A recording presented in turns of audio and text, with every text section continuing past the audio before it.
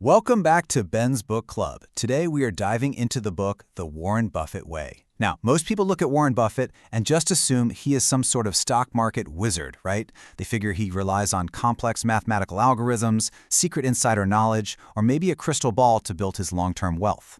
Well, Robert Hagstrom's brilliant book completely dismantles that myth. Today we're going to break down how his legendary success is actually rooted in a highly methodical, deeply disciplined approach to business analysis, patience, and emotional control that literally anyone can learn. Okay, let's take a quick look at this explainer's agenda, which serves as our roadmap to decode this actionable framework. We'll start with buying businesses, not stocks. Then break down the 4 investment tenets, look at finding the economic moat, discuss ignoring Mr. Market, and wrap up with the anti-diversification rule.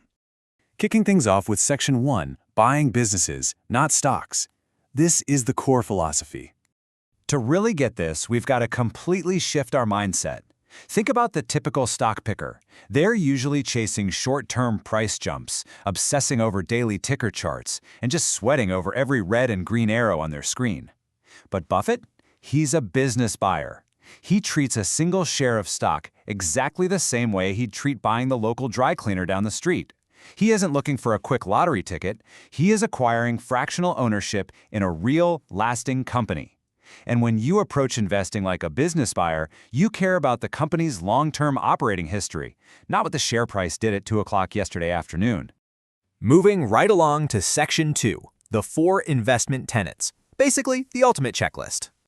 This checklist is exactly what Buffett uses before he ever spends a single dime. He doesn't just guess. He runs every potential investment through 4 highly disciplined categories: business tenets, management tenets, financial tenets, and market tenets.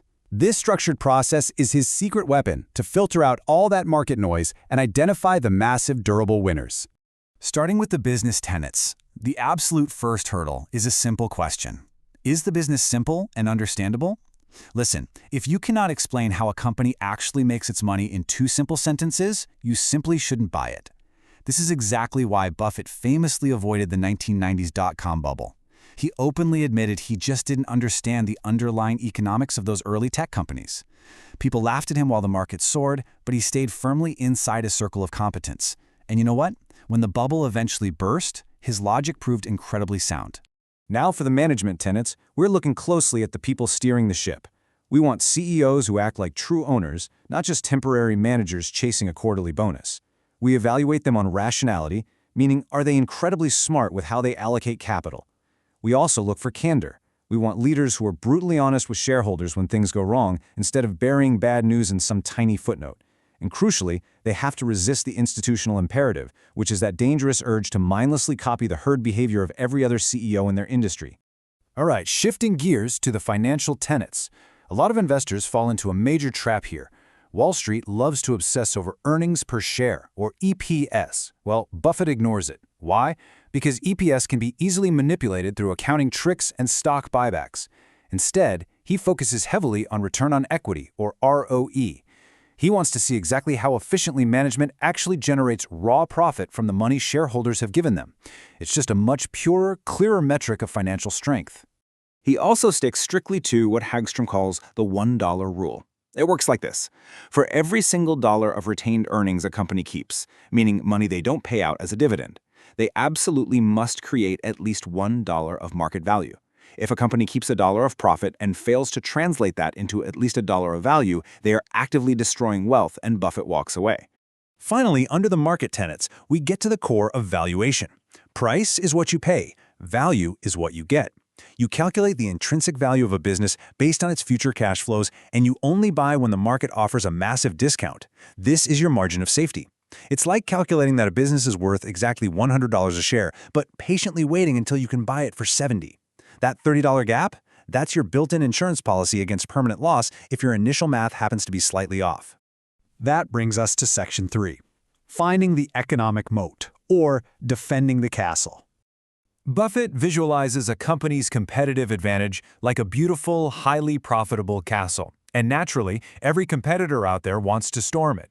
So, to survive, that castle needs a deep defensive moat. This sustainable competitive advantage can take a few distinct forms.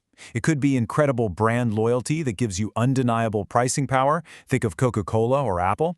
It could be low-cost production like Geico or Walmart, which makes it mathematically impossible for rivals to undercut you.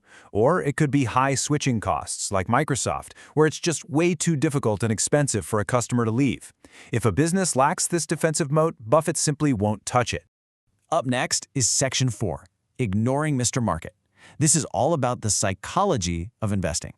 Hagstrom heavily emphasizes that Buffett's incredible edge is psychological, which brings us to Benjamin Graham's famous concept. Let's imagine the stock market is a manic, depressive business partner named Mr. Market. On optimistic days, Mr. Market is euphoric, showing up to offer you wildly overpriced levels for your stake. But on depressed days, he panics and offers you incredibly cheap discounts. The crucial takeaway here is that Mr. Market's wild daily swings are meant to serve you with amazing buying opportunities, not to guide your emotional reactions. Most investors let Mr. Market dictate their mood. Buffett, he ignores the noise and calmly waits for those depressed days to buy great castles on sale. And finally, Section 5, the anti-diversification rule, also known as focus investing. This brings us to a stance that heavily challenges conventional Wall Street wisdom. Wall Street is constantly screaming at you to diversify your portfolio, to spread your bets everywhere. Buffett looks at that and famously says, "Diversification is protection against ignorance." He firmly believes that if you do the hard work, analyze the financials, and find a few perfect businesses at great prices, putting money into your 20th favorite idea just for the sake of variety is actually a massive mistake. Instead, he advocates for focus investing, putting big money into a few high-conviction ideas that you understand deeply.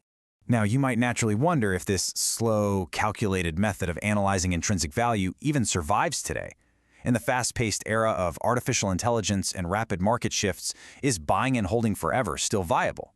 Well, Hagstrom's book makes the compelling case that the core mechanics of human psychology and business fundamentals absolutely do not change. The ultimate thesis remains that successful investing isn't about being a generational genius or outsmarting everyone else. It is entirely about out-disciplining the room. It's about letting compounding do the heavy lifting while everyone else panics. So we've broken down the mindset, the 4 tenets, the moat, and the psychology. What's one tenet you're going to apply first on your very next analysis? Will you calculate ROE instead of EPS? Will you demand a deeper margin of safety? Take these tools, apply them to your own investing journey, and subscribe so you don't miss an episode.